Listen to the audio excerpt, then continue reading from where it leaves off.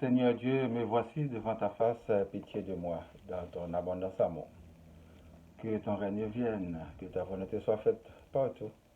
Pardonne-moi mes fautes et celles des autres. Je t'aime, ô mon Dieu.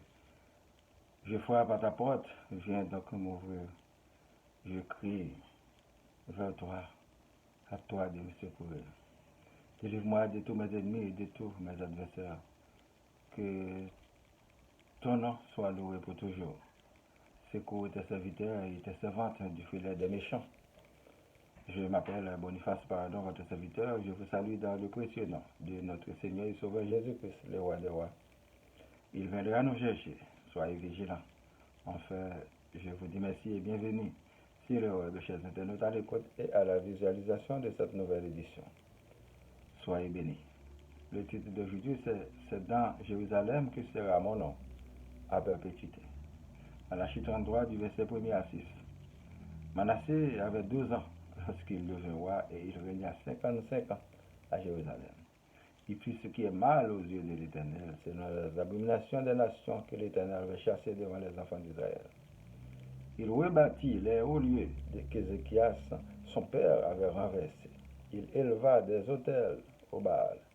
Il fit des idoles d'Astarté et il se prosterna devant toute l'armée des cieux et la servit. Il bâtit des autels dans la maison de l'Éternel, quoique l'Éternel lui dit, c'est dans Jérusalem que sera mon nom à perpétuité. Il bâtit des autels à toute l'armée des cieux dans les deux parvis de la maison de l'Éternel. Il fit passer ses fils par le feu dans la vallée des fils de Hinnom. Il observait les nuages et les serpents pour en tirer des pronostics. Il s'adonnait à la magie et il établit des gens qui évoquaient les esprits et qui prédisaient l'avenir. Il fit de plus en plus ce qui est mal aux yeux de l'Éternel afin de l'irriter. Pour la prédication, mes bien-aimés dans le Seigneur, que la grâce et la paix de Dieu soient toujours avec vous. Si on tolère les ténèbres et la noirceur, c'est parce qu'on ne connaît pas la lumière.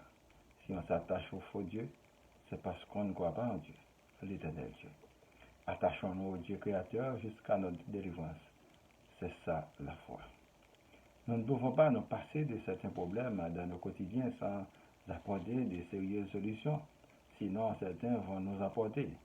L'ennemi donne des solutions provisoires qui engendrent beaucoup d'autres plus atroces, des fois pas du tout. Les ténèbres resteront obscures jusqu'à l'arrivée de la lumière. Pour que notre vie change sur la terre, il faut qu'elle soit obligatoirement connectée avec Dieu, qui est la lumière. Dans le cas contraire, c'est l'ennemi qui nous piège avec des faux semblants de solutions. Un héritage reste un héritage avec ses avantages et ses désavantages. Le petit roi, dès lors, du nom de Manassé, âgé de 12 ans, en réalité, il dirigeait quoi? Après, on s'étonne de ses résultats catastrophiques. Souvent, ce sont ses entourages qui dirigent vraiment, mais n'empêche que le fardeau tombe sur ses épaules. Pourtant, ses collaborateurs s'en tirent avec des pouvoirs et des richesses énormes et de la corruption. Le fils n'avait pas imité son père dans la bonne gouvernance. Au contraire, il repartait à zéro en donnant renaissance aux vieilles traditions des faux dieux qui égarent la multitude. N'est-ce pas pareil aujourd'hui, certains pays s'adonnent dans l'abîme avec des dirigeants aveugles et méchants? La corruption et la noirceur empêchent toute voie de réussite. C'est en vain qu'on travaille si l'Éternel n'est pas de la partie. Mais il est une chose, si on veut vraiment réussir, il faut marier le matériel et la spiritualité intelligemment tout en éliminant la méchanceté dans nos cœurs pour que la lumière du Saint-Esprit puisse pénétrer. Nous disons que nos actes nous suivent. Nous pouvons créer de nouvelles places tout en gardant celles existantes. Nous pouvons vivre et même très bien vivre sans avoir besoin de détruire les autres. Chassons les esprits mauvais par la prière afin de trouver le bonheur, quoique provisoire ici-bas. La perpétuité que les Écritures parlent de Jérusalem n'est pas physique, puisque la nouvelle Jérusalem sera d'ordre spirituel. Il fut un temps que Jérusalem n'existait pas, et maintes fois elle a été détruite. Personne n'est parfait, ainsi les cultures des peuples ne le sont pas non plus. L'acculturation ne devrait pas s'imposer ni se faire à l'aveuglette pour avoir un meilleur résultat. Si c'était pour le bien-être de l'autre, servir Dieu ne nous demande jamais de renoncer à nos cultures. Jésus ne renonçait jamais à sa culture. Pourtant, il demeurait fils de Dieu. Nous devons transformer nos acquis, mais pas les éliminer pour repartir à zéro. Une langue et les traditions sont des acquis et des richesses inestimables, gare aux manipulateurs. C'est pourquoi nous devons prendre soin de construire nos villes et notre pays pour devenir plus riches et transformer notre vie de souffrance en bonheur avec l'aide de Dieu. Peuple haïtien, comment nous y, je dis.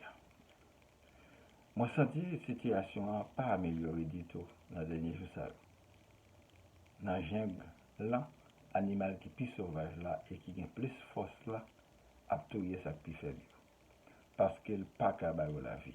En pile, le monde croit que c'est dans tout l'autre, il y a résoudre le problème par eux. Nous venons de pas quitter le monde de femmes d'aide, ils sont capables. Mais pas oublier, bon Dieu, il pour juger, nous tous, pour Zach nous. Nous nous retrouvons à ce moment-là face à la colère qui joue à la vie ou à la mort. Le soi-disant gouvernement est en train de tuer, jeter en prison, chasser les opposants pour se maintenir au pouvoir pour lesquels il n'a aucun mandat. Pourtant, il est bien supporté par des hypocrites du peuple haïtien. Votre misère, c'est leur souhait. Personne ne peut et ne viendra résoudre votre problème. La solution à vos problèmes, c'est leur échec. Voilà la vérité que vous n'aimeriez pas entendre. Dans vos quartiers, il faut lutter acharnement pour votre survie. Il faut se débarrasser de tous les obstacles afin d'arriver à destination. La liberté appartient au peuple qui lutte. Le plus grand ennemi de tous les temps, c'est la peur de l'aventure. Nos ancêtres se sont battus plus de 3 siècles, depuis 1492 à 1804, entre plusieurs générations pour fonder la République d'Haïti. Malheureusement, aujourd'hui, nous ne prenons pas conscience et partir à la connaissance de l'histoire pour notre progrès. Nous ne pouvons pas compter sur des aides extérieures pour sortir de l'abîme. Par contre, nous pouvons mettre de l'ordre en faisant des investissements à court et à moyen terme dans des domaines différents, en faisant des partenariats, en faisant des emprunts, en créant des emplois pour maintenir les jeunes sur le sol d'Haïti. Aucun ami n'était venu nous aider à sortir de l'esclavage. Au contraire, il nous avait imposé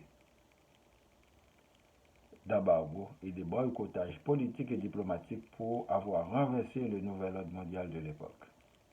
S'il vous plaît, ouvrez grand vos yeux et chassez tous les mercenaires et les faux dieux dans votre vie.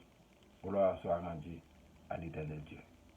Demandons à notre Dieu, l'Éternel des armées, de nous délivrer de tous nos ennemis et de tous nos adversaires. Que le Seigneur Jésus nous sauve de tout danger. Que l'Esprit Saint nous guide le chemin.